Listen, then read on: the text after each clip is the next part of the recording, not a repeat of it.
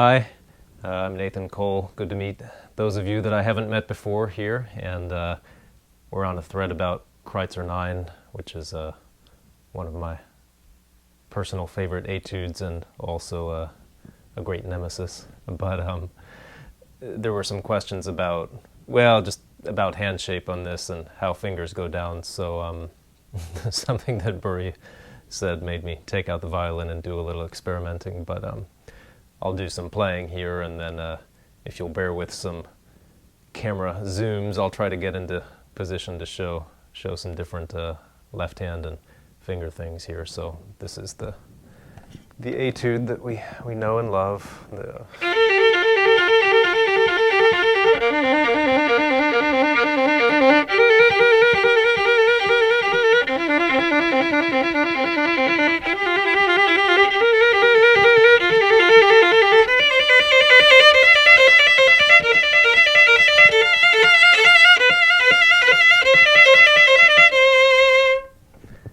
So now let me see, zoom us in to something resembling a left hand. All right. And all right. Now I can't move while I play. So the first question was whether fingers should go down together or not, and I've always felt that they should because it promotes good intonation and really I've always found helps it easier to go at speed. So, of course, that general idea is 2, 3, and 4 together. Now, I don't think it much matters whether they go down at exactly the same time, boom, or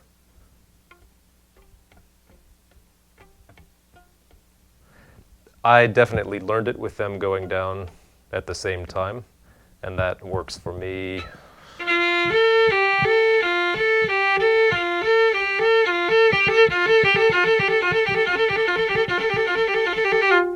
I did notice a funny thing though, because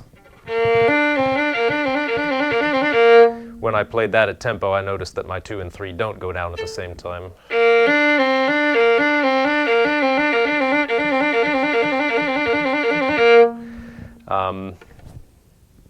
All right, face back in the frame here. So what does that mean? It's great to practice, I believe, with the fingers going down together in their place. It's nice and relaxed. And then the issue is whether you have full pressure on the fingers all the time or not. And I think ideally no. The essence of a great trill also is that you put only as much pressure as you need. This is like a trilling exercise. So let's go back to the left hand. I'll play some of this slowly and then again in tempo.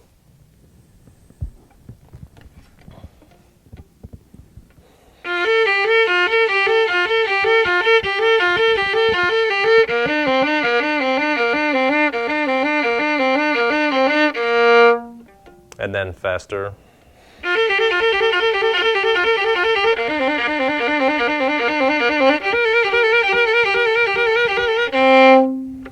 Maybe even faster.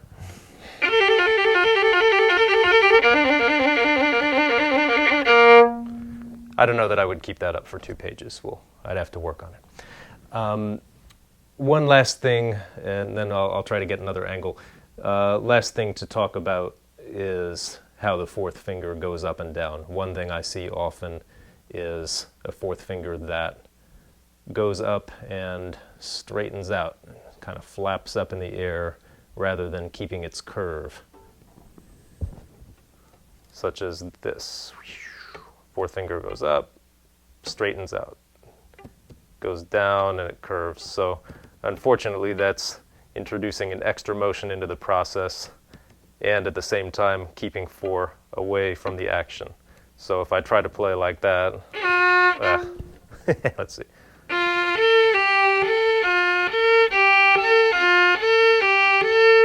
That may look like an exaggeration, but I've seen it all too often. What I want is to keep that curve up and down. So now let me try to get a different angle here. There we go, something like that. show that curve a little bit better and get the bow hand out of there. Yeah.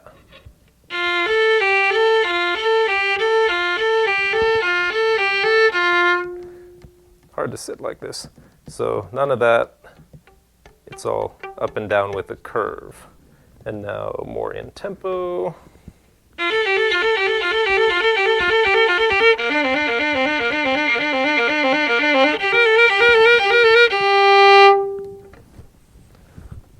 All right, let me zoom out. So hopefully that answers a few of the issues here.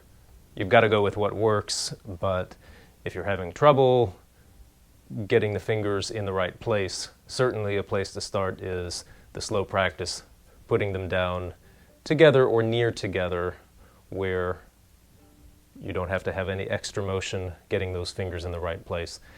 Then as far as evening it out, the video that I saw earlier up the thread sounded quite good. You want to even out the rhythms, and a million ways to do that. The simplest of which are just dotted rhythms where you really make them as tight as possible. And similarly,